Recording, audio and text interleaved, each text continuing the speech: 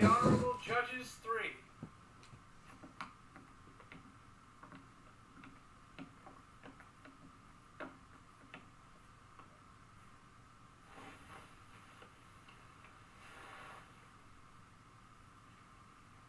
You may be seated. For the record, the date is December 22nd, the final day of autumn. This is the deposition of Mr. Autumn's tenure of the season, reviewing his actions so that Miss Winter, in the courtroom, may be properly informed to take control of the village tomorrow. Mr. Autumn, the first order of business. You put in paperwork applying to retain your position for next year. We note that the date on that paperwork was the second day of your position this year. That is now 3 months ago. Has your opinion changed? Do you wish to withdraw your application? No, my opinion has not changed. I do not wish to withdraw from consideration. Very well. Then, in addition to reviewing your actions on record, we will give a judgment at the end of this deposition as to whether or not you are fit to hold the position for the next year. Now, Mr. Autumn, we have reviewed your reports of the happenings and actions taken during your tenure. You turned those reports in a week ago. Has anything else happened during the past few days? Yes, just one thing. A group of unruly teenagers had taken in the past week to damaging property, destroying food, and overall being nuisances to the populace. We were able to get a few of them into custody before today, but others remained unaccounted for. While we waited for this deposition to begin, I received a message. The guards force have managed to get the rest of them into custody. They are being held, awaiting a trial from you judges. Very well. We shall hear their case after this. If there's nothing else, we shall proceed forward. In reviewing the events of this past autumn, we have seen how you helped design a system to further crop yield with something you called cover crops. Yes, the way they work is the area surrounds... On the other hand, one of your promised policies was put into place early this season. You sought to, quote, break down sex and gender barriers of socially assigned roles in the workforce. Correct. Our studies have shown that women can farm just as well as men. Men can work efficiently as doctor's assistants. This program is designed to remove the stigma of what job roles are, for lack of a better term, manly and ladylike, without feeling lesser due to what our society has randomly chosen as jobs befitting of their sex. A more flexible workforce is one that is happier doing what they want to do, and the entire workforce will be able to better adjust to our ever-changing world and nature. A fine theory, but since you've instituted this policy, there's been no visible change in the makeup of the workforce. Correct. It hasn't changed as quickly as I'd like, but it hasn't been hurt either. This is a defining trait of leadership. Some of our decisions and policies have noticeable effects in weeks. Others, such as this one, will likely take years before the results begin to blossom. But it can only do so if that policy is adhered to for the foreseeable future. If you tear it down now, that flexibility and happiness will never appear until something like this is attempted again. Well, we will decide on whether or not to keep that in place when we give our judgment for the possibility of your continued tenure. Now, all of these matters are fairly mundane and run-of-the-mill. Nothing that we or Miss Winter couldn't have understood by reading your reports. What we wish to focus on here are a few events during your time in charge that need more information, or for you to explain your actions. There is the matter of an essential trade agreement necessary for our incoming winter that blew up under your watch. A serial murderer who has been active since spring, but we understand has had major changes in the situation during autumn. The legitimacy of our village's founding and independence from the kingdom coming into question. and a large workers' issue that you personally became embroiled in. We want you to explain everything that happened with these events, your actions, why you did what you did, so that Miss Winter may have a better understanding of these events and their consequences for when she takes over leadership tomorrow. You have the floor. Thank you, judges.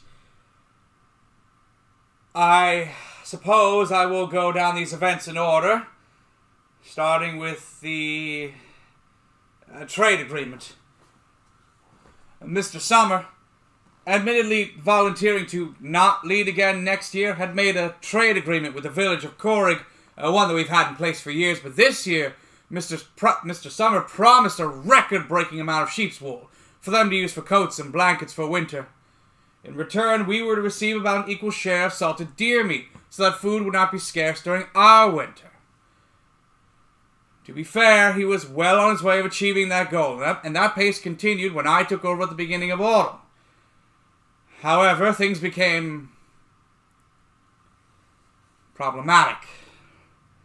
We had an overly powerful storm season. During one of those storms, the barn housing all the sheep had a large chunk of its roof cave in. The sheep standing under that part of the roof were killed. We tried to recover what we could, but their blood had soaked through the wool, making it unusable. The storm was still ongoing and expected to last several days longer, and a few options were floated. Among them was moving all the remaining sheep into another nearby barn that could be emptied. But doing so would mean exposing them all to the storm and rains during that move, soaking their coats through, making their wool unusable for weeks until they completely dried out.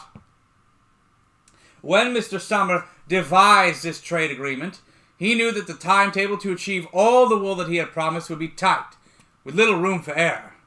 We didn't have time to sit down and bang out the numbers to see if we could still make it with the delays. I had to make a decision of what to do with the sheep then and there. Ultimately, I decided to keep them where they were, have the roof of that barn supported with makeshift planks until the storm could end. When the storm finally subsided, we began to take count. It became apparent we were not going to meet what Mr. Summer had promised. I delayed a bit, trying to figure out an alternative or what I was going to tell Corrig. When it became clear that there was no other solution, no way to hide what had happened, I wrote to Corrig, giving them an idea of what stock we would be able to provide, and telling them we could negotiate a new deal on the basis of the lower output. A week later, I received their response.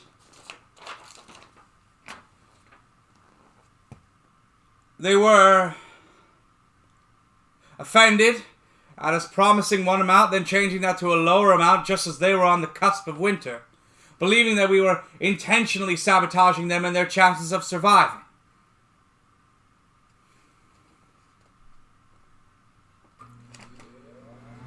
They called the deal off entirely, claiming they get their stock from village to Moss. Outside of our initial contact and trade agreement made years ago, almost all of our village's communications with them have been through letter, including my own. But when they decided to end our agreement, I chose to go to their village myself to appeal to them directly. Once I was certain things were stable here after the storm, I began my journey to their village. Upon arrival, I was greeted by their representative of foreign affairs. They gave me a wonderful tour of their village, specializing in meat harvesting and production. I was amazed by their efficiency, in particular the storage methods that keeps food good to eat for months. I brought some of those ideas back here and implemented them. When the tour was finished, I was then taken to the chief's estate. Now, I am no fool. I played the part of a gracious guest, taking in their tour, acting amazed at practices that are fairly standard, and being genuinely amazed by the creative ones that I've not seen before. But I know that tour was just a way of delaying my visiting the chief. What they were delaying for, I couldn't figure out. But the chief certainly didn't seem happy to see me. I had hoped by coming in person, the attitude held up in her letter would be dropped. It was not. He blamed the seasonal leadership, my leadership, for being too light. He pushed the idea that our workers are lazy, and that if we simply worked harder, tried harder, we could still achieve the goals laid out. With what sheep?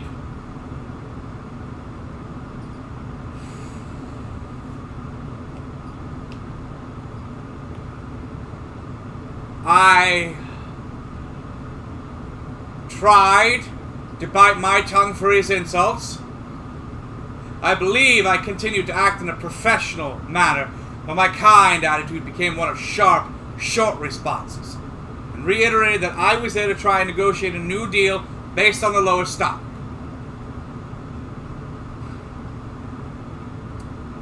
He wouldn't hear it. He said we needed to uphold our original agreement or have none at all. There was a moment where I thought about telling him we could, and then figuring out how to do that when I got back. Or just lie and tell him we would and then not. And then with the meat on our doorstep and winter already here, they would have little choice but to accept whatever stock we did have and give us some amount of meat in return.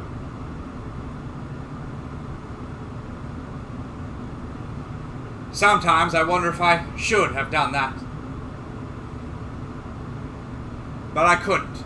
Not just because it was a lie, but because it would destroy any chance of our village rekindling relationships with them in the near future. And not to mention the possibility of them denying us anything at all when winter was also upon us. Even the possibility of war. So I told them the truth. And they kicked me out. I returned with my head hung low, but I couldn't let this attitude consume me for too long. Every day that passed, the winds became a bit colder, more biting. Winter would not stop its approach from my wallowing. I reached out to other villages, Dormare, Keegan, anyone who would answer our letters. All of them said they were already stocked for the winter. It left me without much of a choice.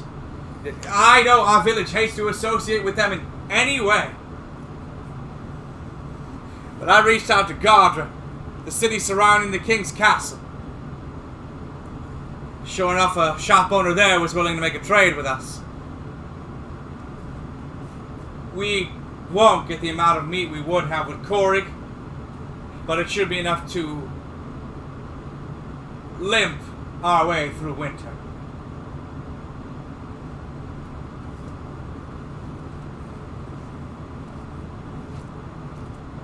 Regarding our serial killer problem, since spring, a serial killer has been active within our village. There are signs that they may have been active earlier than that, but the guards force was unable to put together consistent detail connecting multiple killings until this past spring. The killer would remove one or two of the victims' teeth. They were killed with sharp objects, knives or swords, a fire poker in one case. In all of these instances, the victims were killed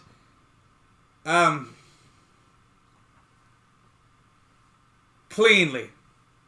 They had little to no chance to strike back, and outside of the killing wounds, there was no further damage to their bodies or face, outside of the calling card of the removed teeth.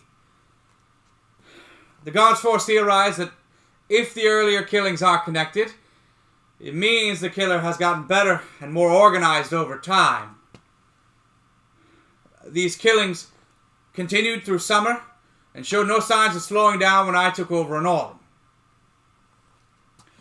I met with the guards force early in my tenure, instructing them that the next murder that was connected to this killer, they were expressly forbidden to touch the crime scene until I had been notified and examined it myself.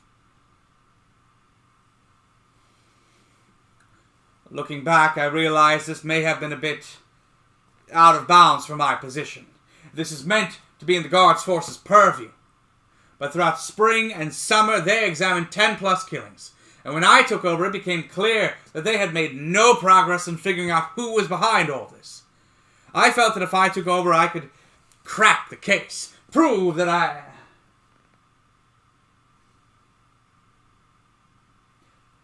Well,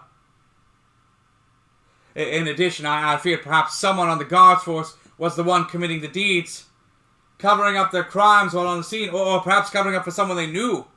I could not be certain that the guards force hadn't become corrupted somehow. The first death I was brought to wasn't much different than the others that I had heard about. The home was mostly left untouched, though a few objects of value were gone. The body lay in the center of the floor. Looking around the room, I theorized that the killer was already in the home when the victim came in. The killer sitting in a chair in darkness. The victim probably didn't even see the killer when they came in. As they got settled in for the evening, the killer moved to attack, either of their own volition or because the victim finally saw them. One precise wound in their chest. No chance of fighting back. Most likely tool used was a sword. Judging by the small pool of blood slightly separated from the body, it's likely the killer wiped their blade clean before moving on to their next go. As with all these killings, the victim was missing a tooth, pulled out, not terribly cleanly. Otherwise, the crime scene didn't seem to have anything of note. No noticeable shoe prints, nothing to go off of. With these points in mind, I sat down with trusted counsel.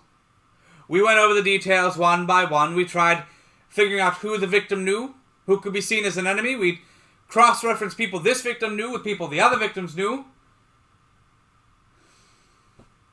But couldn't find any matches. As we went over this case trying to solve it, another body turned up. Same pieces of evidence, same lack of any ties to who might have committed these murders. At this point, I figured even if we couldn't piece together who the killer was, we could present this evidence to the guards force, get everyone on the same page on all the details, which we did. Unfortunately, they already knew all these points. I suppose I should have known that. We couldn't even get a glimmer as to who committed these murders. All we came to the conclusion of was that they were performed by a serial killer, which they, obviously, already knew.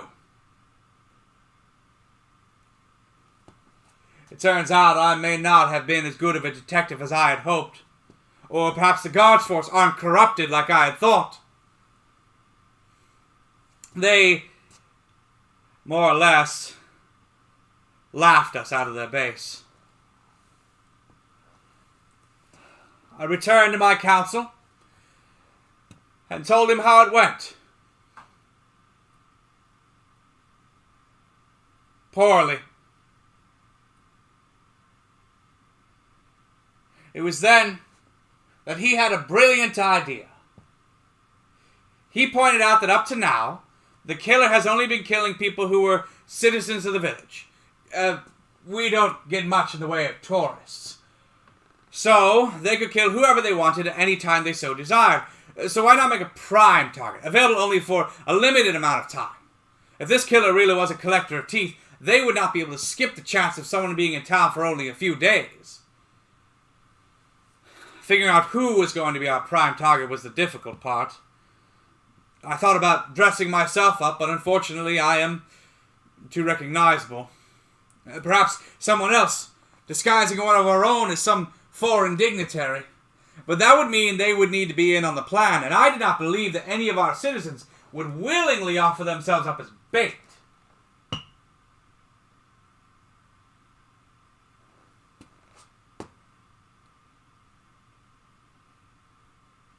It was a betrayal of trust. But if we were right, we would be ready to protect them. If we were wrong, then nothing would happen, and the visit would go smoothly.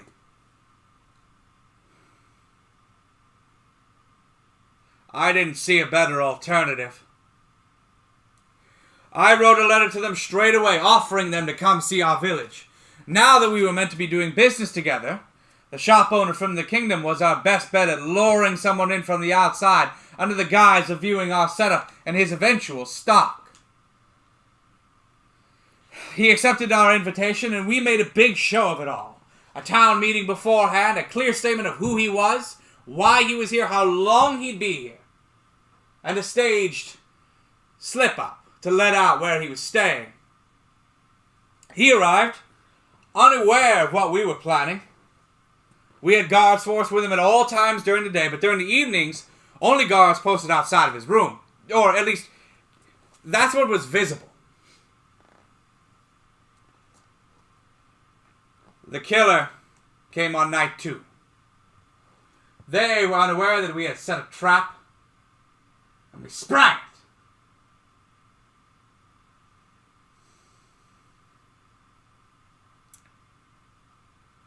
In an effort to not let our new business partner know what we were doing, I may have called for the springing of the trap too early. They weren't cornered yet, and they slipped out. We had planned for this. We were able to give chase to them before they entered the room, corralling them into another room where we thought we would have them cornered. I was not counting on them leaping out a third-story window into a tree and climbing down from there. We gave chase to them and were able to keep up with them. With the winding nature of our streets and homes, catching up to them became incredibly unlikely. We were able to chase them outside of the village into the surrounding woods, but it was nighttime. They lost us in the darkness. We continued searching, but even with lantern light, we were unable to find the killer. I pushed for continued searches of the nearby woods every night and day to try to find them, or their body if they had been killed by wildlife. But we were having no luck with either outcomes. 2 weeks into this, and my attention was being forced into other areas, and the captain of the guards force was pressuring me to stop all the, as he put it, needless searching. I had no choice but to give up on finding them.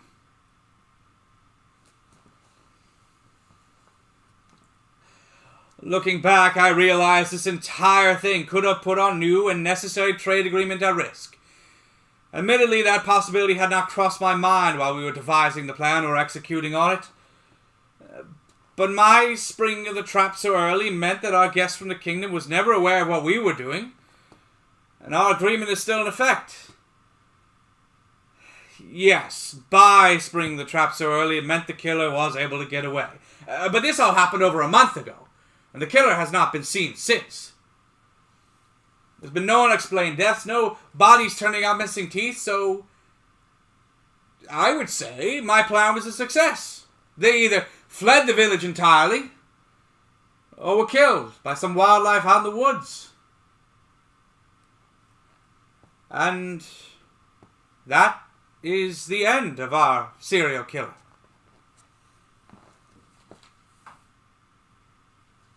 For now. hopefully for good.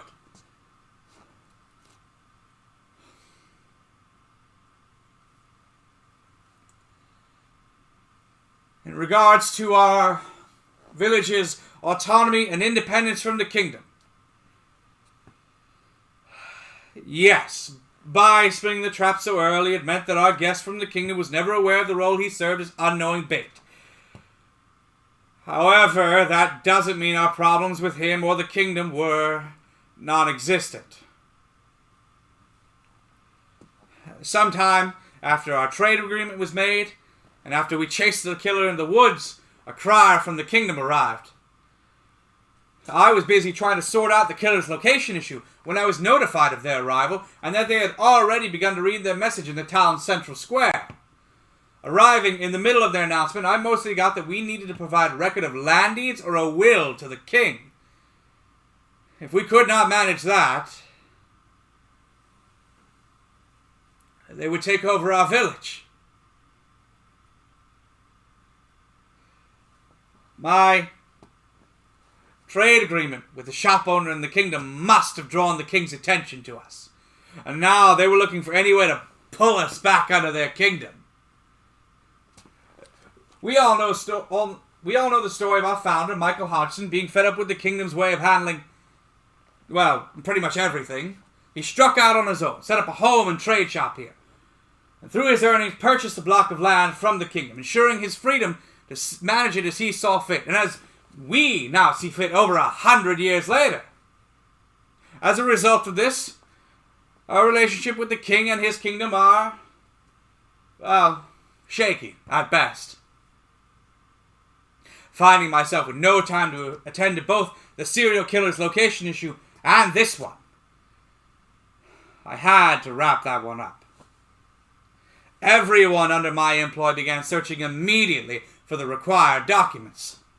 Normal places were searched thoroughly. This courthouse, the seasoned leader's offices, the original home of Michael Hodgson, searching through everything we could find. Personal papers, business sheets from his time, anything that might have what we were looking for.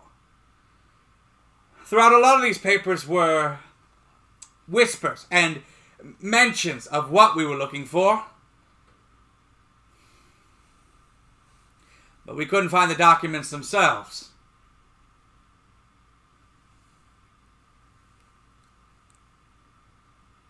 We have all been taught that Hodgson left this village in the care of its citizens through his will. But I imagine none of us has seen the actual document proving that. And the land deeds would not be something any of the citizens would care to see. With every normal place and many abnormal places searched through and still turning nothing up, I was quickly running out of ideas, clues, and options. I was getting desperate. I would not be the one to lose this village's independence. I returned to Hodgson's home. The place has preserved a key piece of our history. I was gentle, careful, but began rifling through everything I could. Desks that were still filled with papers, books on the shelf. Through all this, I got a better glimpse into our founder's mind. He seemed to have a thing for poetry or songs, finding many full poems, none of them his own work. Portions of songs written in the side spaces of his business's paperwork. He wrote the same notes down several times in several different places. I began taking notes of my own, of documents in this preserved place, what was on them so that I could study them back at the office. Through those studies, I was hit with something. He wrote the same notes down several times. Initially, I thought it was to hammer in something he needed to learn, or simply that we learned the same lessons throughout our lives several times, framed differently each time. But I began to wonder if there was a deeper reason as to why he'd written these things down multiple times. I spoke with our historian and record keepers, and while Hodgson lived and worked to the age of 87, there's no one alive today who knew him while he was. They gave their own theories as to why he had written these things down several times, but they were either identical to my original thoughts or didn't seem to lead anywhere. During all this, weeks went by, and I didn't feel like I was getting any closer.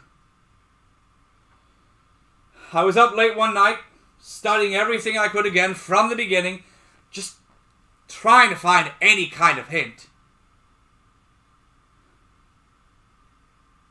When it hit me. Hodgson lived to be quite an old man, and he continued running his business through that time as well. Maybe the reason he'd written things down several times is because he was having trouble remembering things. I dove back into his documents with this new frame of mind, noticing increasing pattern of songs and poems. There are studies that show that memories that seem forever lost in old age can be returned with the right type of trigger. Music being a common one, poetry may have been another for Hodgson. There were many poems scattered throughout his papers, but from my notes I remembered finding the same poem twice. Going back through the original papers, I found that same poem, untouched, and then the copy of that poem. On the copy, he had crossed out certain words and phrases and replaced them with others. When I first saw it, I thought it was nonsense, just some flight of fancy that had taken him during one of his days working, trying to write poetry of his own. But reading it again and with this new mindset, I wondered if this was a guide to where he may have stored things, so that if he forgot, he could turn to this to remember. In darkened space and hollowed bottom, the place of my passion is the place of my past, the place of family present, and the place of strangers future.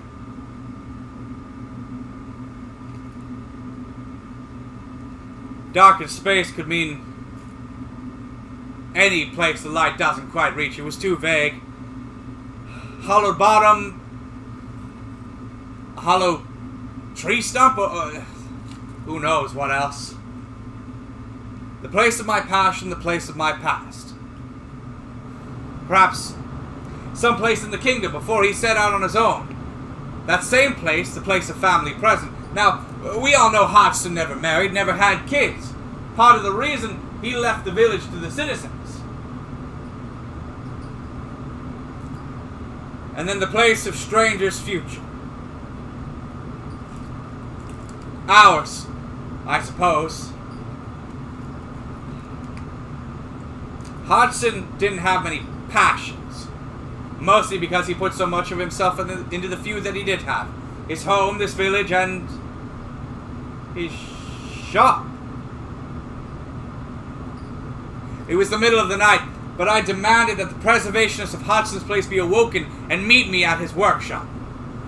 Lighting candlelight all within, I needed to find the darkened space. Plenty of corners the light couldn't quite reach, but there didn't seem to be anything there, or any way to hide anything hollowed out. Hollowed bottom. Flipping all the chairs over.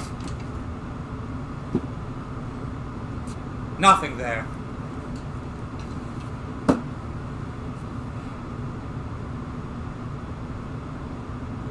Then I saw it. His desk. His work desk has a solid back, meaning the underside will remain dimly lit at all times. Climbing underneath, candle in hand, I was able to find a lip.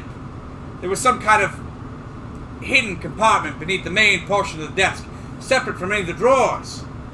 I tried pushing at it, pinching areas that were loose, looking for any way to open this thing. I had others try their hands at it, but none of us could seem to figure out just how this was meant to be opened. We fiddled with this thing for days. As we approached the end of autumn, desperation truly sunk in, and I asked something I'll admit I am surprised I've even given a thought to. I asked the preservationist if we could break that area open.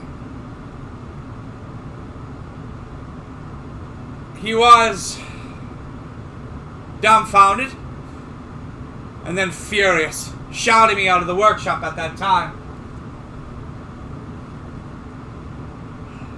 I'll admit it was a dumb idea for me. I have no idea what is in that compartment and just how valuable and fragile whatever is in there is.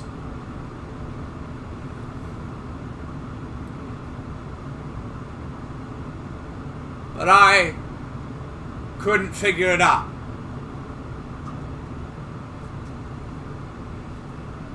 I ran out of time. I couldn't find the will or the deeds. I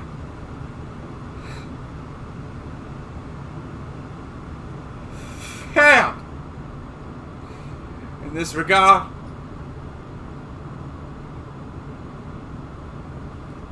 Now you know all the details. It'll be up to you to finish this. You're free to pursue whatever leads you wish, but I have confidence that what we're looking for is in that compartment. That's the best lead I can give you, and I hope you have better luck opening it than I did.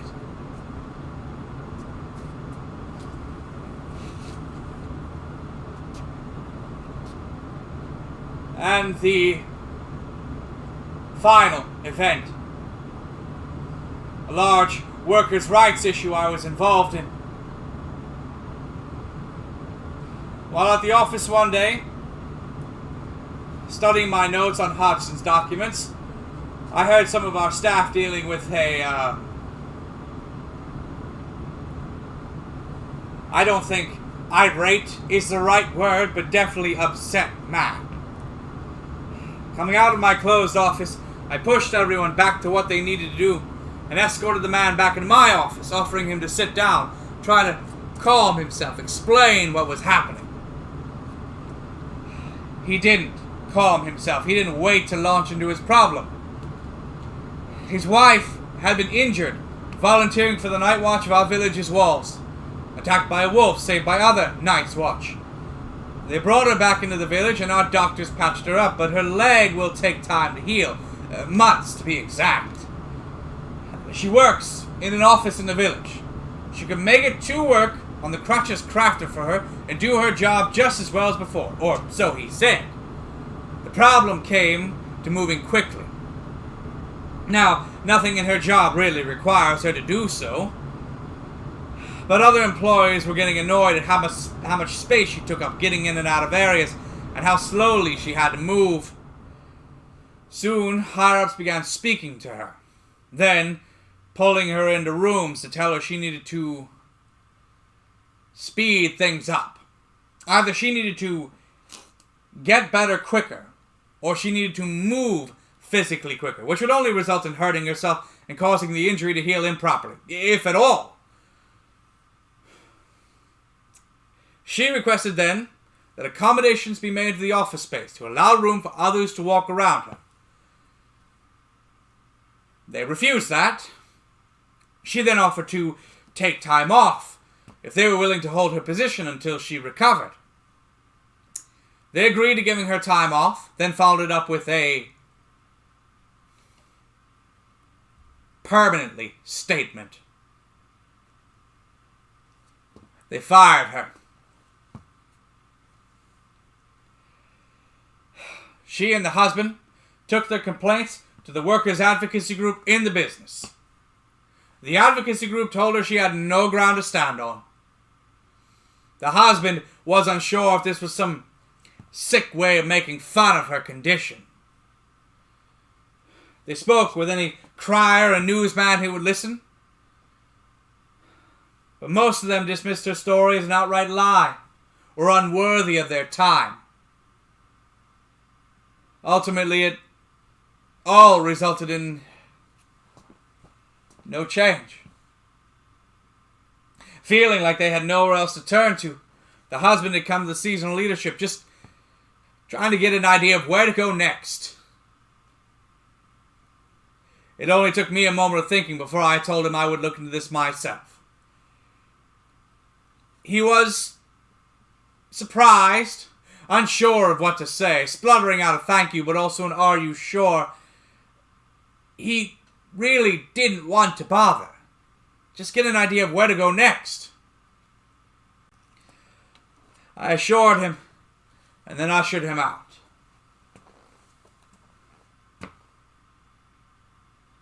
The immediate thought was I needed to verify what he had told me. First, I spoke with the news criers.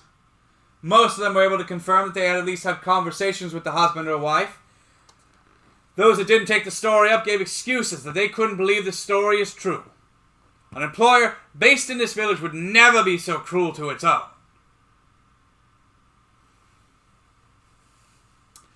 A wonderful optimism. The few that did take the story up said they made their announcements for the standard amount of time, 3 days. When the story didn't gain any traction or show any signs of things changing, they moved on to the next one. I was starting to understand why these people felt so adrift at sea with no idea which direction to turn to.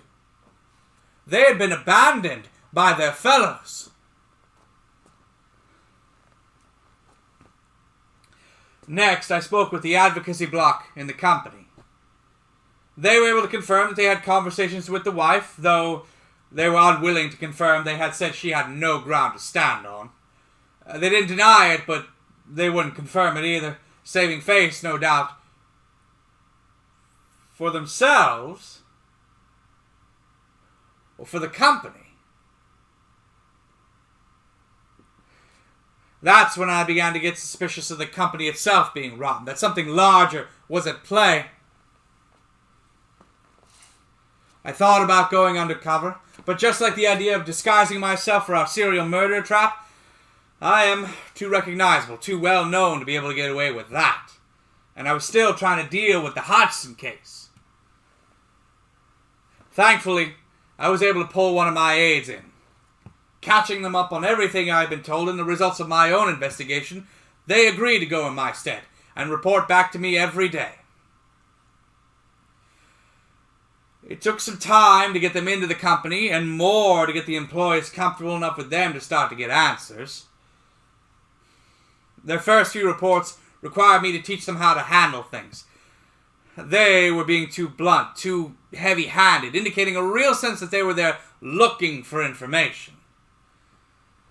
After a few times of trying to teach them to be more subtle, their following reports are more in line with what we needed. There were plenty of rumors flying through the employees underneath. It turns out most of them are tight-lipped around strangers, but once they opened up, they spilled everything.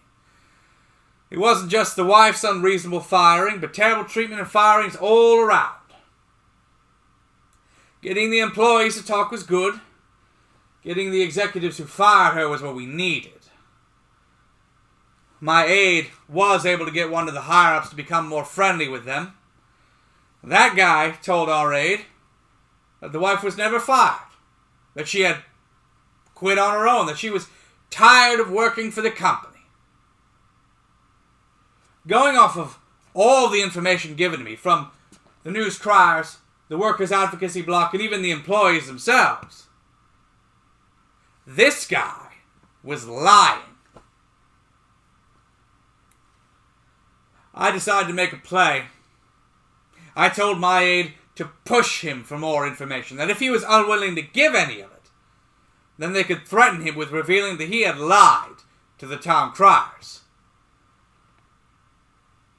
It was risky, but it would speed things up. And it worked. The guy gave everything up. Turns out the company had fired the injured woman because she had made one of the higher-ups feel uncomfortable. The moving around on crutches made them feel like she was moving unnaturally, and they demanded that she be let go as soon as possible. When she asked for more space to be offered to the office, that was all the excuse they needed. And this was all the information that I needed to move forward. I requested a trial be held in this courtroom by you, Judges 3, which was granted. I presented our case with the express intention of having the woman reinstated into her position.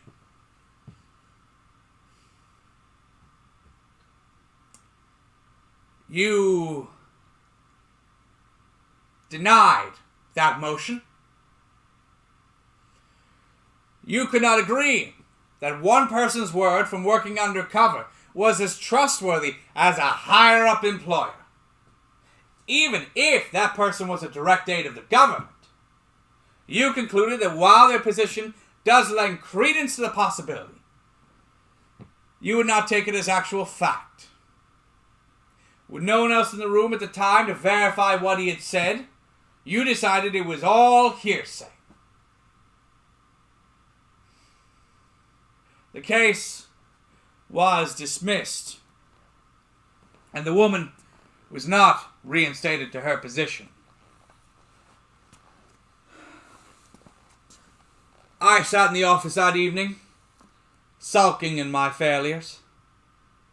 I'll admit I felt, maybe even feared, that would be the end of this.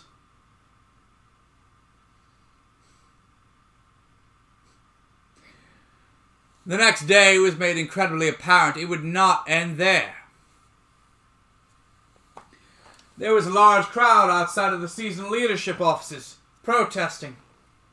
I inquired what they were protesting, and one of them told me it was against the company firing the injured woman. Pointing me to that company and heading there, I found an even larger crowd outside picketing the business. It turns out the husband had gone back to the news criers after the dismissal of her case, and they all agreed that it was necessary information, making their announcements that evening. By morning, people had gathered and begun to protest. They made it clear that they would not allow the ill treatment of one of their fellow villagers.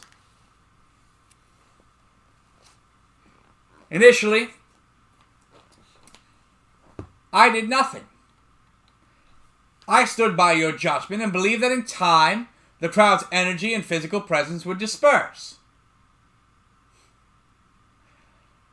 They did not.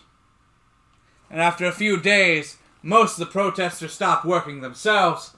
The productivity of our village came to a grinding halt, which has many major problems, but among them was the wool that we still need to get our trade agreement. With that on shaky ground and winter almost here, I had to make a definitive move. I drafted a law that required all employers to give reasonable accommodations, and from here on out, to show increasing steps of discipline before firing an employee.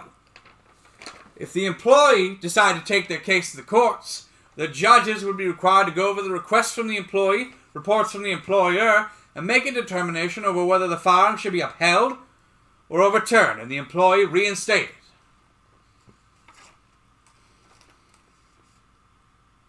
Unfortunately, I could not find a legal standing in which I could make this retroactive. By doing this, I was already overstepping my boundaries of seasonal leadership, but felt this needed to be done to rectify the issue in some way and to satisfy the villagers' want for justice. The people celebrated when the criers delivered the news, and they returned to their lives shortly after. I sat in the office feeling like I had made a great accomplishment. This was finally done.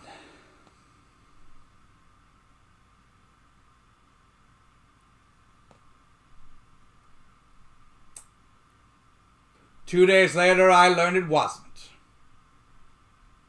Now came the employers. They were nowhere near as large in number, and they came only to the seasonal leadership demanding to speak with me. They cussed and shouted, threatened me and my aides, but I would not back down, especially when none of them could give a viable reason as to why the decree should be repealed. With no luck changing me, then they turned to you judges, claiming I had overstepped my responsibilities, made a decree that was outside of my purview. I know the deliberation went on for some time, but ultimately, while agreeing that I had gone above and beyond what my office initially allowed, you agreed with my decree. and it would be upheld for the remainder of the season. The employers went back to their cushy positions, grumbling but unable to do anything else.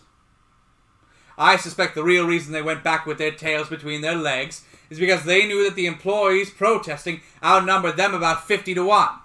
The employers could never create a caucus large enough or strong enough to accomplish what they could.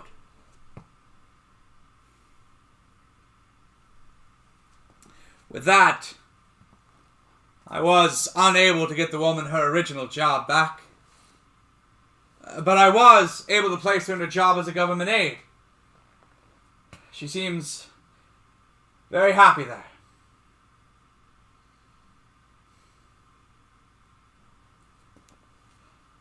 I know, with my decree, I push the boundaries of what the seasonal leadership is allowed to do. I know that caused a large schism among you judges, and that the deliberation over whether to uphold it or not was quite contentious. But in the end, that decree was my choice to make. I know I did the right thing, and if that's the reason you deem me unfit to fulfill the role of Mr. Autumn next year, then I will leave this courthouse with my head held high, knowing I made the right decision for the people of this village.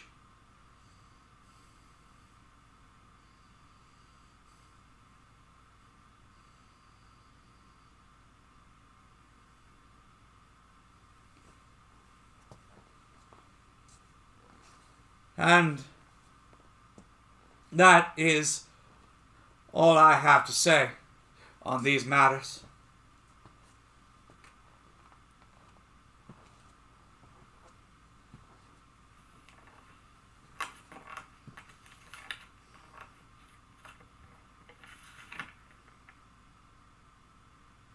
We are ready to hand down our verdict. Mr. Autumn, you have made decisions that have undoubtedly helped this village, but you have also made egregious errors we cannot ignore. In reviewing your actions and accounts of what has happened this year, comparing them to those of the previous year, your first year in this position, we do see you made improvements. You still needed to be better for your position and your village.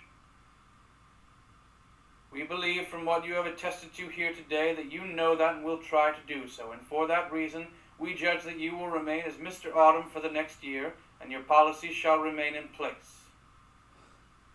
This court is adjourned.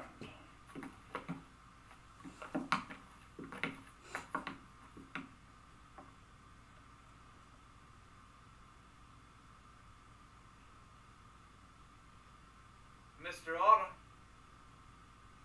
you may leave now. Yeah, sorry, I'm just, yeah.